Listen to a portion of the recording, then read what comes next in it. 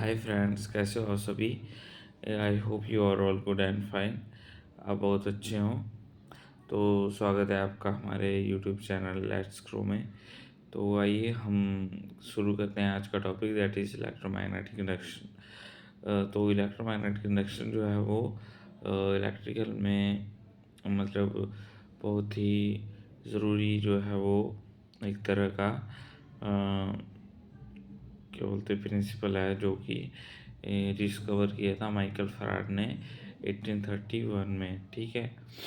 तो जितने भी हमारे इलेक्ट्रिकल इक्विपमेंट वगैरह आते हैं, जैसे अपनी जो घरों में यूज़ होने वाली मोटर होती है, इंडक्शन मोटर। ठीक है। और अपने अल्टरनेटर जनरेटर वगैरह हो गए, या जो हम ट्रांसमिशन में यूज़ करते हैं अपने ट्रांसफार्मर वगैरह, वो इसी प्रिंसिपल जो है इसी पर जो है वो काम करते हैं। ठीक है। तो सुनते हैं आज के इस टॉपिक में कि इलेक्ट्रोमैग्नेटिक इंडक्शन क्या है और ये किस तरह से काम करता है। तो इसे समझने से पहले बात करते हैं कुछ टाइम पहले, अबाउट 18 की, सन 18 की। ठीक है। तो उस टाइम क्या होता था कि जितनी भी जो chemical energy of the cell या बैटरी जो भी था, series of cell is known as battery, आपको पता है। ठीक है। तो उस टाइम क्या होता था कि जो बैटरी थी उनकी जो केमिकल एनर्जी थी उनको यूज़ करके जो है वो हम अपनी जो जितनी भी बेसिक नीड्स थी इलेक्ट्रिकल की वो पूरी की जाती थी। पर फिर बाद में देखा गया कि जो साइंटिस्ट लोग थे वो कुछ ना कुछ एक्सपेरिमेंट करते रहते थे।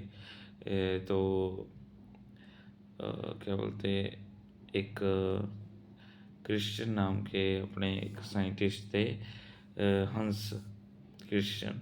तो हंस क्रिश्चियन नाम के एक साइंटिस्ट थे। उन्होंने देखा कि जब भी मैग्नेटिक जो जब भी कोई कंडक्टर होता है, तो उसमें एक प्रॉपर्टी होती है कि उसके आसपास जो भी एरिया होता है उसमें जो है वो मैग्नेटिक फील्ड जो है वो कुछ एरिया में जनरेट हो जाती है।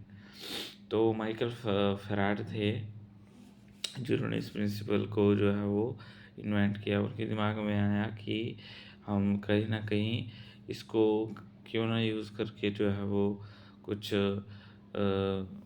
इलेक्ट्रिसिटी प्रोड्यूस करें, या उन्होंने मतलब एक्सपेरिमेंट किया। आपको पता है जो साइंटिस्ट लोग होते हैं वो बहुत ही खोजी बंदे होते हैं, मतलब कुछ ना कुछ वो करते रहते हैं। ठीक है। तो उन्होंने क्या किया, उन्होंने एक मैग्नेट लिया और उसके पास उन्होंने एक कॉइल ली और उस कॉइल को उन्होंने गैल्वेनोमीटर से कनेक्ट किया, जैसा कि मैंने यहाँ पे सर्किट डायग्राम में आपको दिखाया है। ठीक है।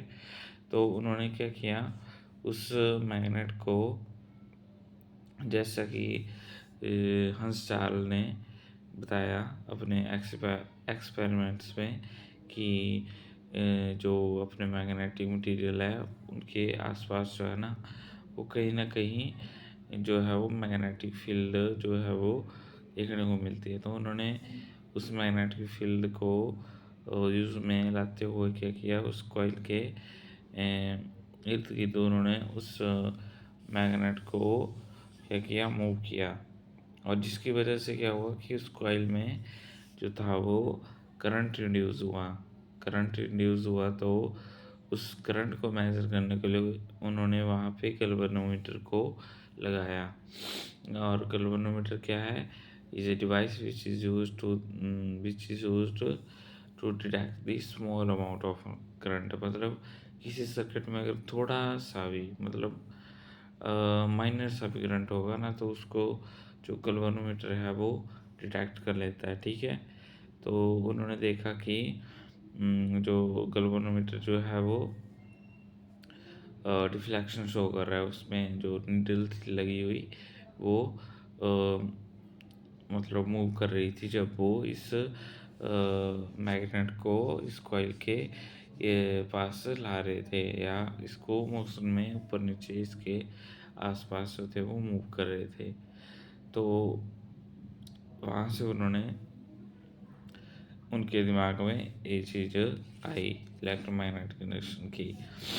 तो देखते हैं इलेक्ट्रोमैग्नेटिक इंडक्शन क्या बोलता है। Electromagnetic induction is a current produced. ये क्या होता है, एक तरह का जो है वो करंट होता है जो प्रोड्यूस होता है because of the voltage production. Voltage production मतलब जितना भी जो इलेक्ट्रोमैग्नेटिक फोर्स है इस मैग्नेटिक की वजह से जो है वो induce due to the changing of magnetic field. जैसे ही हम इस मैग्नेटिक फील्ड को चेंज करते हैं तो उसकी वजह से इस कॉइल में करंट इंड्यूस हो जाता है, और उसी को हम इलेक्ट्रोमैग्नेटिक इंडक्शन का जो है वो नाम देते हैं। तो ऐसा ही होता है हमारी इलेक्ट्रिकल मोटर्स में। उनमें क्या होता है, उनमें जो को वाइंडिंग वगैरह होती है उनमें हम जो है वो करंट जो है वो पास कराते हैं, और जो अंदर जो भी अपना कोर रहती है तो वो उसके साथ जो है वो लिंक होके एक दूसरे को कट करता है मैग्नेटिक फ्लक्स वहाँ पे, और जो इलेक्ट्रोमैग्नेटिक इंडक्शन जो है वो प्रोड्यूस होके वहाँ पे उस शाफ्ट को जो है वो मूव करेगा, और हमारी मोटर जो है वो घूमेगी। ठीक है, जो शाफ्ट के साथ कट करेगा मैग्नेटिक फ्लक्स।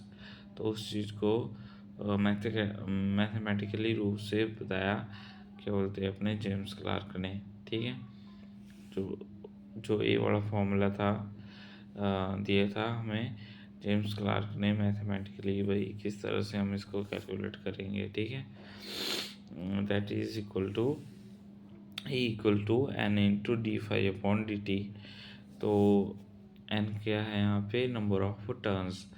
मान लो कोई कॉइल है जिसमें लार्ज नंबर ऑफ टर्न्स हैं। ठीक है, तो एन उस चीज़ को डिनोट करेगा, और डी फाई क्या है, जिस तरह भी उस कॉइल के साथ जो है वो यूनिट टाइम में जितना भी मैग्नेटिक फ्लक्स जो है वो लिंक होगा तो वो उस चीज़ को बताएगा, और टी फॉर टाइम। ठीक है,